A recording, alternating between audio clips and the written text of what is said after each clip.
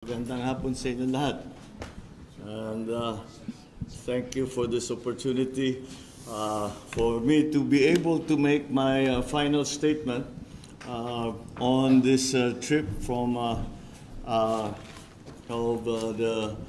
Philippine delegation to the United States that we have just finished. So, seeing as dahil tutuloy nga ako sa UK, sabi ko maaari ito na yung kung baga hindi ako makakapag-arrival statement dun sa Maynila, kaya pagkakataon ko na lang ito na bigay ng statement tungkol nga dito sa nakakatapos lamang na bisita natin sa United States at sa pamahalaan kay President Biden sa pamahalaan ng Estados Unidos. So this brings to an end my official working visit to Washington, D.C. Over the past 4 days, I met with Joe Biden, the President, Vice President Kamala Harris, my counterpart in the U.S. Department of Agriculture, Secretary Tom Vilsack, Secretary of Defense Lloyd Austin, and several other cabinet officials who joined President Biden in our expanded bilateral meetings. Our discussions were very productive. We are of the same mind that our long-standing alliance and partnership must be adapted to address the challenges of our time in order to bring about lasting peace and sustainable prosperity to our countries and to our peoples. The joint statement we issued outlines the key initiatives that we will pursue across all areas of our bilateral engagement to achieve these objectives. I look forward to having our respective teams follow through on the many areas of cooperation that we have identified. This will help advance our key priorities with respect to agriculture and food security, and to promote energy security as we transition to clean energy and boost trade and build resilience of our supply chains, enhancing connectivity and digitalization, also of climate change, mitigation, and adaptation. In addition to existing bilateral policy dialogue platforms and working groups, we agreed to institutionalize a ministerial-level study group to advance cooperation on climate-smart agriculture, which I myself will lead. I also met with quite a few U.S. companies, both those looking to further expand their already valuable presence and operations in the Philippines, and those looking to invest in our country for the first time. They are all committed to be part of this development journey that we have embarked upon.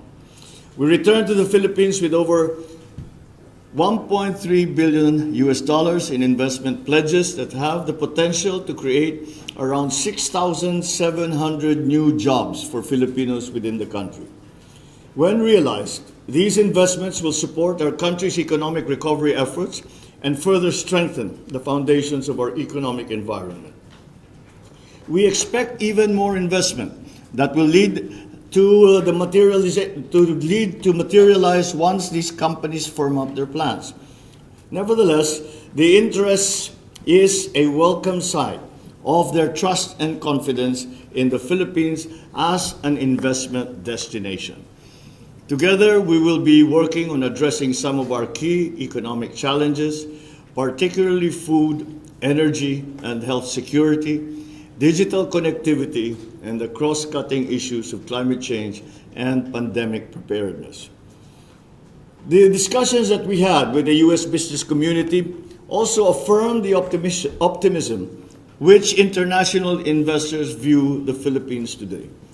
It was with great pride that I received their praises for the talent, ingenuity, work ethic of Filipinos.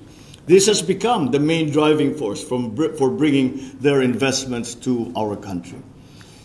We also welcome all the initiatives to expand collaboration with the Philippine government and our universities to support the continued growth of local talent. These, complemented by our game-changing economic reforms, will serve as a firm foundation for an indomitable partnership. My visit would not have been complete without meeting with Filipino community from the U.S. East Coast, as well as some who came all the way from the Caribbean. I thank them for their contributions to the communities in the Philippines and in the United States. They continue to bring honor to our country in the practice of their chosen professions. They continue to bring a shine to the reputation of Philippines and Filipinos with their philanthropic work, especially during calamities and disasters that have touched so many lives. I urge our fellow kababayans here in the East Coast to continue to be our partners in promoting the country for tourism and investments. I then capped my visit with a speaking engagement at the Center of Strategic and International Studies, where I shared my reflections on why I think the Philippines and the United States has been and will continue to be naturally drawn to each other. Beyond our treaty alliance, we are bound by shared values and our commitment to mutual prosperity. I underscored my main message during this visit. The Philippines and the United States will have to forge closer economic ties and ensure that our bilateral partnership works for our people. That will bring a truly important alliance, a truly valuable partnership, and a continuing friendship into the 21st century. Thank you. I think there are a few questions. Yes, Mr. President. Press corps. First question from Ms. Daphne Galvez of Inquirer.net. Good evening, Mr. Hi, President. good evening. Good evening na ba? After the U.S. and the Philippines finalized its bilateral defense guidelines, China said that the South China Sea should not be used as a hunting ground for forces outside of the region, and it opposed what it called as meddling in the issue to harm China's sovereignty and maritime rights. What can you say about this, sir? Well, I do not think, as a Filipino and representing the Philippines, I don't feel alluded to. How can anyone say that we are not a party in interest in all of these issues? So I think that kind of statement was directed more towards the United States than it was for the Philippines. I think the Philippines' actions are in continuing to strengthen our capabilities, to continue to find and forge partnerships with the United States, and both in the governmental sector and also with the private corporations that we have spoken to, as an important part of what we have been trying to develop in the past almost 1 year.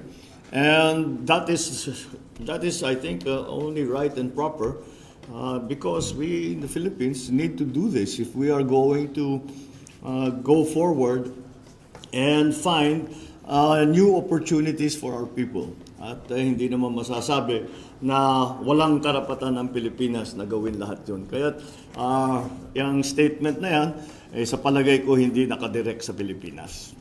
Okay, thank you, sir. Thank you. Sir, we have a question from Tina Maralit of Manila Times. Hey, sir. Good afternoon po.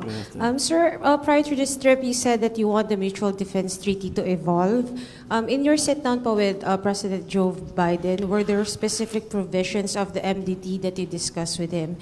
And if so po, what was his reaction? Again, you have to, if The specific provisions, prior to this trip, you said that you want the MDT to evolve po. Were you able to mention we're not specific? yet there. What we did in this trip and what we have managed to formulate are the guidelines pa lang doon sa mga magiging provision at saka magiging detalye.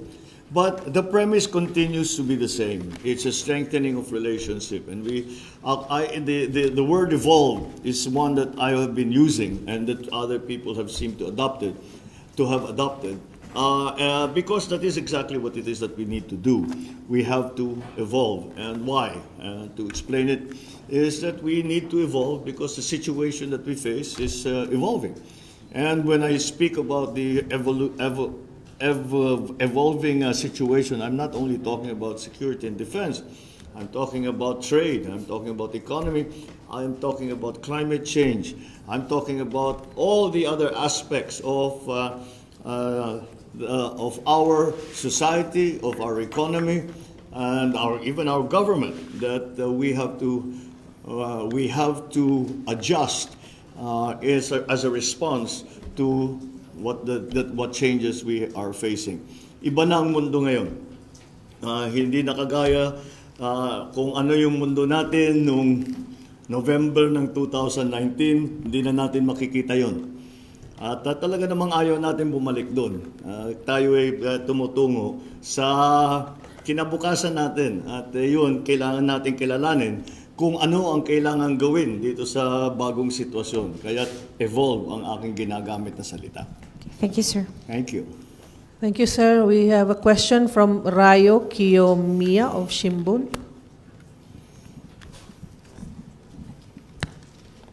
Thank you, President. This is Ryo Kiyomiya from the Asahi Shimbun, Japanese newspaper. I have two questions. So first, regarding the tension in the Taiwan Strait, at your meeting with President Biden and your counterparts, what kind of discussion did you have to deter the contingency in Taiwan, and how to react to the Taiwan Strait crisis?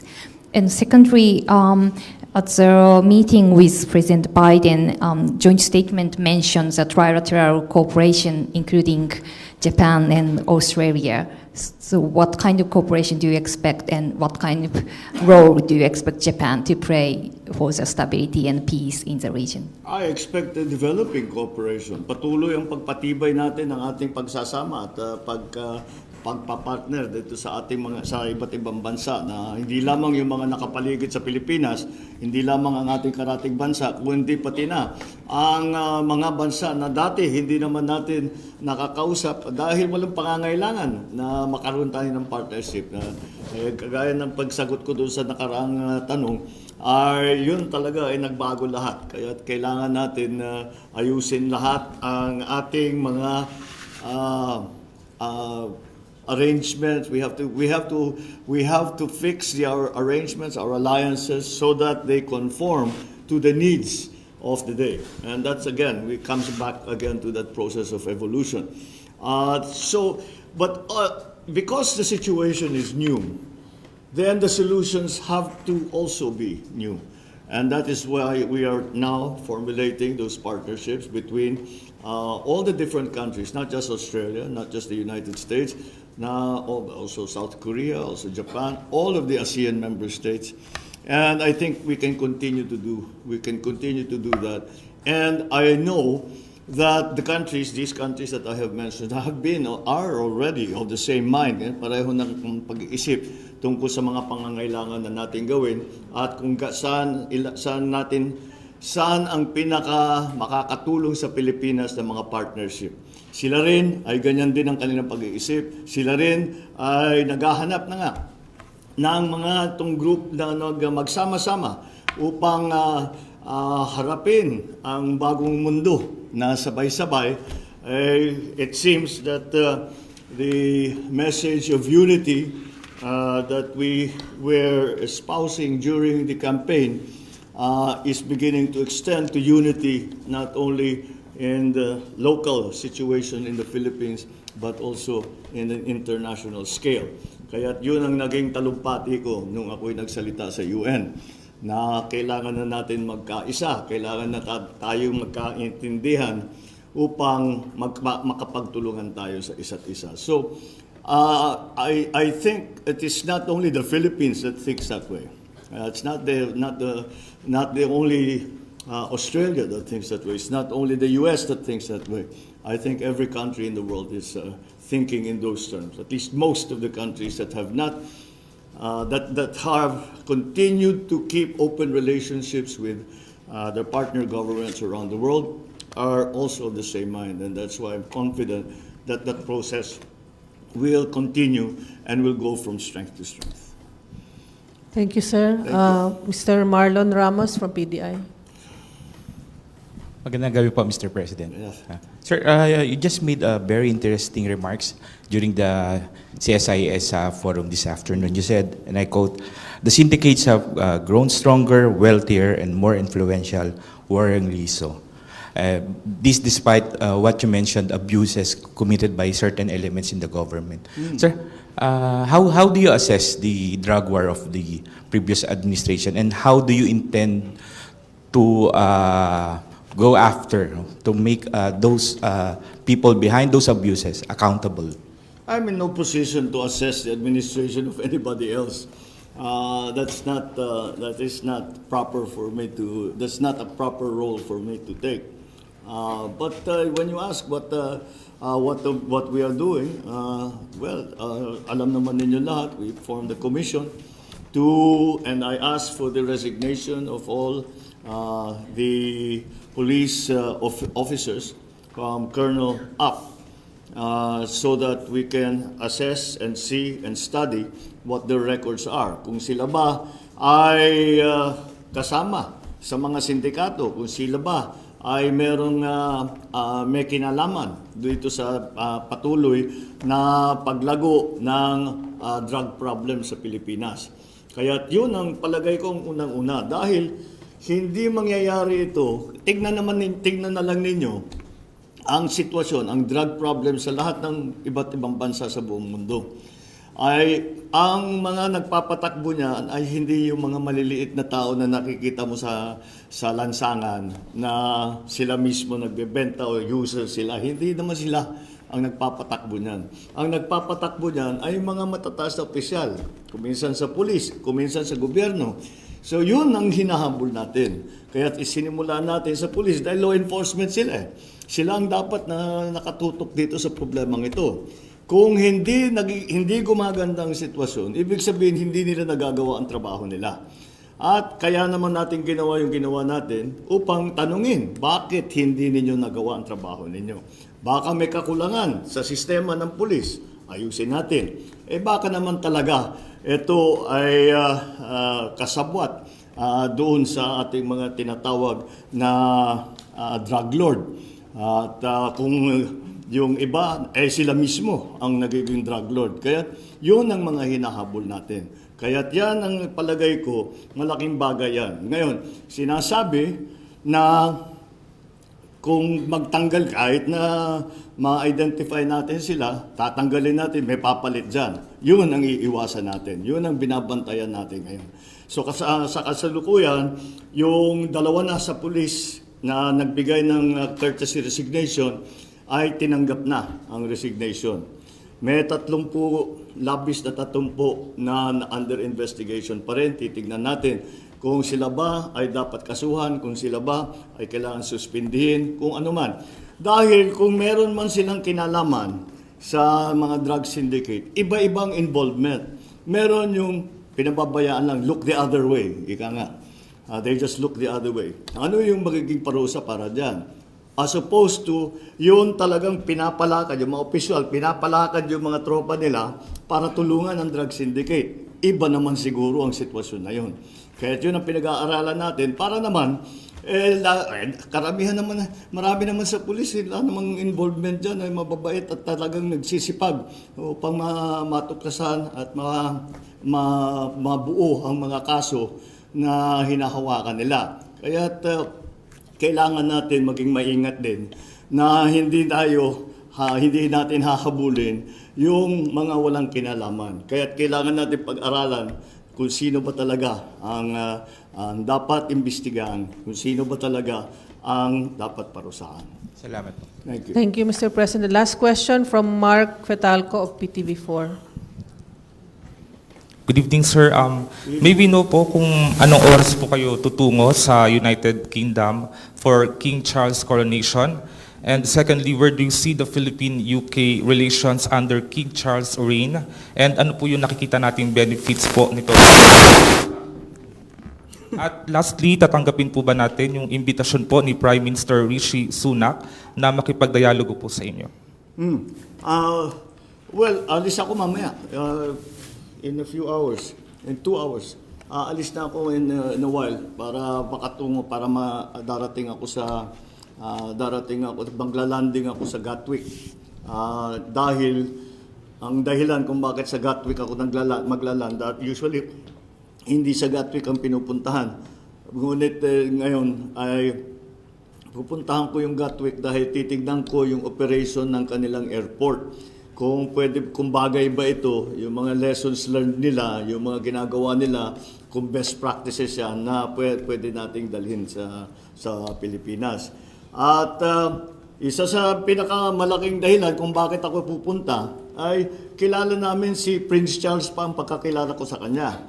At kaming lahat nung namatay nga si Queen Elizabeth ay hindi ako nakapunta at ang pinadala ko ang kapatid ko na si Irene, kilala rin ni Prince Charles.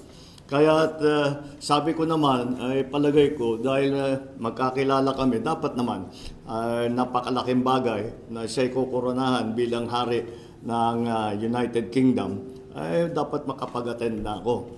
At the UK is a constitutional monarchy. So, in terms of foreign policy, may input ang royal family, pero hindi galing doon. It will be the foreign ministry that will determine what our relationship with the UK is. And I think that is constant right now. And patuloy lang naman, we trade and we continue to help ang ating mga Filipino nationals na nandun sa UK. At yun lang siguro ang mga concern natin.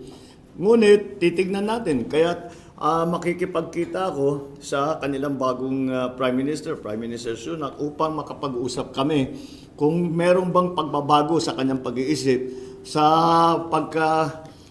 pagpartner ng UK at saka ng Pilipinas. Sa palagay ko ay ganun din ang sasabihin niya na dapat papatibayin natin at naghihingalo, hirap na hirap ang ekonomiya ng UK. So baka isang bagay yun na pag-uusapan namin kung paano mag-trade o kung paano dagdagan. Isa sa lahat, I'm sure, babanggitin niya kung pwedeng makakuha ng healthcare workers galing Pilipinas, dadalhin sa UK. Dahil alam mong nangyari, nung pandemic, sumikat talaga ng husto ang healthcare workers na Pilipino at Pilipina. At kaya't lahat ng bansa ay umaasa at nagtatanong kung pwede ba paramihin natin ng mga healthcare workers na pupunta. So isang bagay yun. But I think in general, we will maintain the same relationship. It has been a relationship very advantageous to all parties involved. So I think that we will stay the course and continue to deal with each other in a very similar way that we have done before. Sir, hindi mo po kung kailan po yung schedule meeting natin with Prime Minister Sunak? On the sidelines lang. Dahil kung titignan nyo yung schedule, pagdating ko doon, may reception sa palasyo, sa Buckingham Palace. The next day is the coronation. Pagkatapos ng coronation, alis na ako, babalik na ako ng Maynila. Kahit wala halos oras. So, may mga proposal, makikipag-usap ako, siyempre sa Prime Minister Sunak. Pero habang siguro nag-aantay doon sa actual na seremonya ng pag-coronation sa King Charles. So ganun na lang, it has to be very casual dahil everybody has followed a very heavy schedule of the coronation. Meron din mga request ng ibang leaders na mga gusto makipag-usap sa akin, pero ganun din, puro ganun ang tawag nila. Ginagawa na lang natin pagka may pagkakataon ay halika, usap tayo. Siguro, and that's what's going to happen siguro this time again. Because I cannot see any window of time in the schedule kung saan pwedeng mag-sit down, mag-usap, to exchange notes, etc. So very casual lang ito, very informal. Pero wag natin mamaliitin yung mga ganyang klaseng meeting. Dahil kuminsan, yung hindi mo inaakalain mangyayari, may nangyayari na napaka-importante pala. Kaya siyempre open tayo lagi na makipag-usap sa lahat. At baka naman sakali meron tayong makita pagkakataon na makatulong sa Pilipinas. Thank you, Mr. President, and congratulations. Maraming salamat sa inyo lahat. Thank you very much and see you in Manila, Philippines. Class picture, the photo.